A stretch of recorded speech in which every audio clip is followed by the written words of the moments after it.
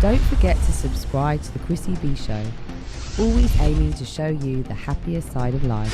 You can find us on YouTube, Facebook and Twitter.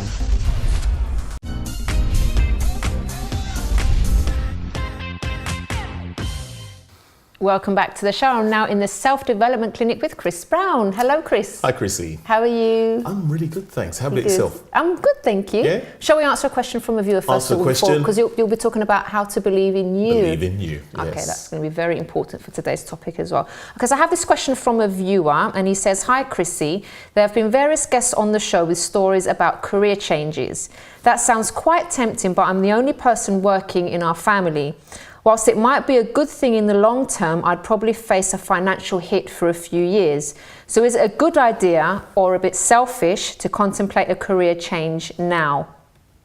Now, the first question I personally, if I were in your shoes, I would ask myself is, why do I want a career change? Is it because I'm just a bit bored? If that's the case, I probably wouldn't do it now if I'm the only one working in my family.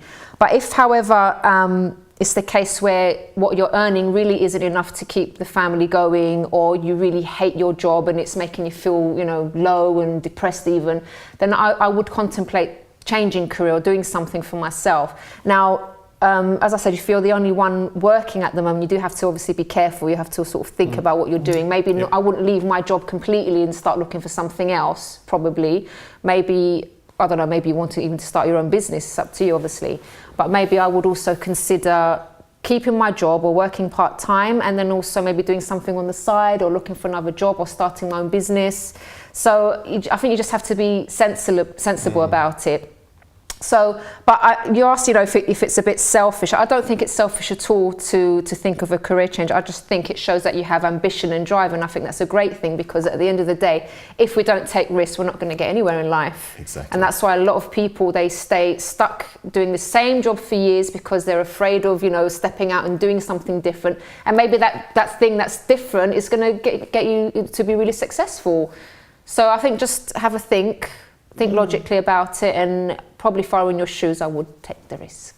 Well, it's funny you say that. Depending. I actually agree with you in a sense, but what I get from You're not allowed to disagree with me. I'm not allowed to disagree. I'm joking. You're allowed. Right. The thing about it is he's a guy with a lot of compassion. He actually really cares for his family. Yeah, that's what's making this difficult at this time. Yeah. So he's quite honourable, great guy. But I do believe in taking a risk at the end of the day, because that risk that he takes could actually, things could really blow up really big at the end of the day. But he's got to know why he's doing it in the first place. Exactly. I mean, family, priority, good, honourable. Well, all the best with whatever decision you make. And if you have a question for me as well, you can email me on chris@chrissybshow.tv. But now over to Chris with how to believe in you. How to which believe is very, in very you. important. It's kind of interesting, isn't it? Because I was listening to a guest earlier on, and we're talking about, you mentioned about men. And obviously we're talking about externally about how somebody actually presents himself, a look when they train, these sort of areas as well. But there's a lot of areas that we need to delve into, which came up is the inner of the person. Just that whole thing, I think it was Malik who was saying earlier on about the kind of one who gets beaten up all the time and then goes to the gym and blows up. That's an internal thing that's going on, and we got to really think about it. When we talk about believing you, it's not as easy for everybody to just say, well, look, I believe in myself and that's it, and that's confidence and that's where it is. No, it's not, because we're actually like a little blueprint of everything that's happened to us along the way. When you grew up, your family, your parents, relationships, friendships, all this is a blueprint that later on when you're adult, that really constitutes who you are. And that is working out, well, who am I in the first place? Before we say believe in you, we've got to work out, well, who am I? Am I a product of my environment? Is it the actual people that are around me, the things that I was told? Because sometimes we got a situation where somebody says, well, just say, I don't like these glasses all the time. Something probably happened when I was younger. That's it. Doesn't mean really that's what I think. So we've got to get to that point where we realise, well, that stops. Now, who am I? I need to start believing me. What am I really about at the end of the day? I'm an adult now. What do I want?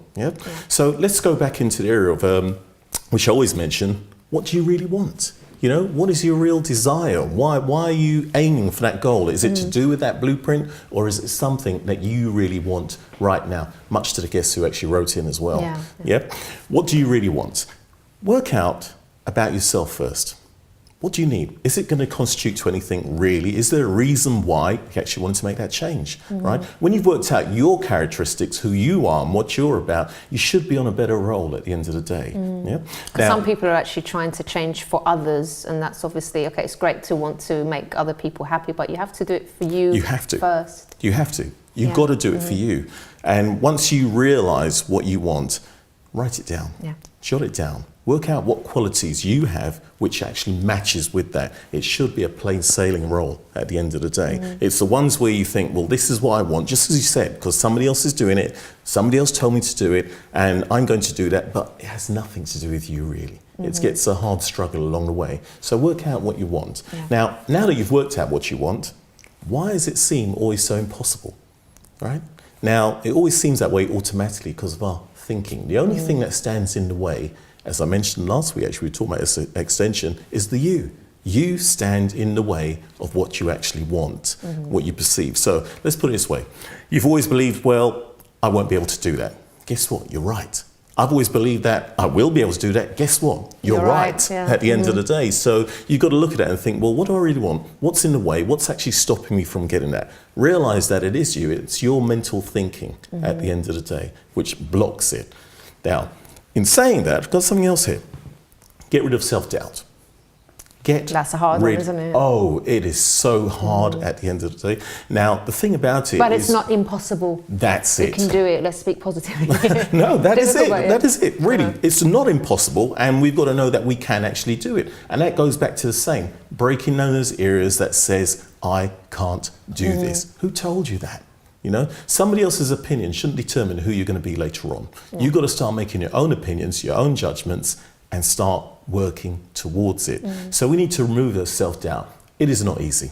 I know I'm sitting here saying this now, saying, well, get rid of self-doubt. Do you know what I think it is sometimes as well? When, because everyone gets doubts, right? It comes to all of us. And I think some people think, oh, because I'm having these doubts, it must mean that I may be inferior to other people and I really can't make it. But they don't realize that even the most successful people, they think these things go for everyone's minds. They're not like a robot that they're not going to have any emotions. It crosses their mind, but they deal with it in a different way. They get rid of it immediately. They don't let it sit there and fester and, you know, turn into other things. So everyone, it happens to everyone. I can't think of any person that's even come on the show that's been successful that says they didn't go through these thoughts. Doubts. But it's just the way you deal with them and how you get rid of them and just move on, or just ignore them completely and just do what you have to do. How you actually process it at the end of the day. You're the person who can say, well, look, you know what? I'm actually going to cut this off now. And it's going to drop, it's going to let go, and I'm going forward. Or you got that thing where one day you felt really positive, where I'm always a bit thing about it, get positive, kick up a lot of dust settles, you're still in the same place. Here we go, I cut it off, but I go back and I pick it up when something comes and it reminds you of that thing, and you still can't move on. You know, it's not easy, but it can be done, right? So I'm not going to say, look, get rid of your doubts and that's that. No, it's a process. It's a process, you know. The other one as well is this. We're going to talk about putting into action, right? Thoughts influence action, right? So we've got to think about action or the other way, right? Thoughts influence action. So you've got to think about the thoughts that you're actually having as well, right? We've got to actually starve those negative thoughts.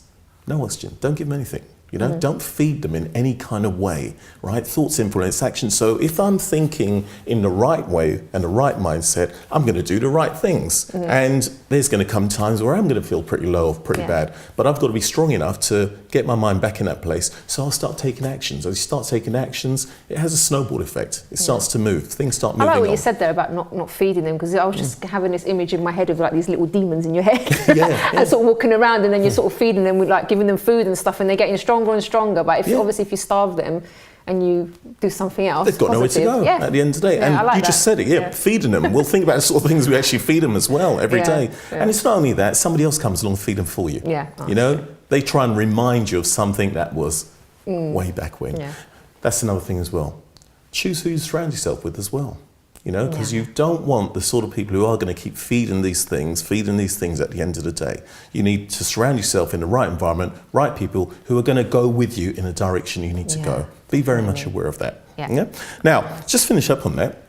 We need to actually make a plan of action, right? So I'm going to go back to the top and say, look, you need to actually write down the plan of what you want to do, where you want to go, right? And realize that these things are repetitious. We actually learn from repetition. You think about a child, you start teaching a child how to read, or the animal, the cat, you say it so many times, cat, cat, cat, cat. Oh, that's a cat, dog, dog, they know it's dog. We can still do that now as well. It's by repetition. We've got to relearn, be productive about it, and start believing that you can do it. And anyone can, right? Anyone can. Brilliant. Thank you so much, Chris. Pleasure. And we'll see you again next time on the week. show. So we have reached the end of the program. But just to leave you with this final thought. Now, I think what makes a person beautiful is also their love and care for others. So don't let the media dictate to you what's beautiful and what is ideal. I would say look up, do what you can for yourself. Look after your health and your well-being, but also look after each other. So we have finished for today. If you want more information about the show, you can visit the website, chrissybshow.tv. You can also email on chris@chrissybshow.tv. Bye-bye for now.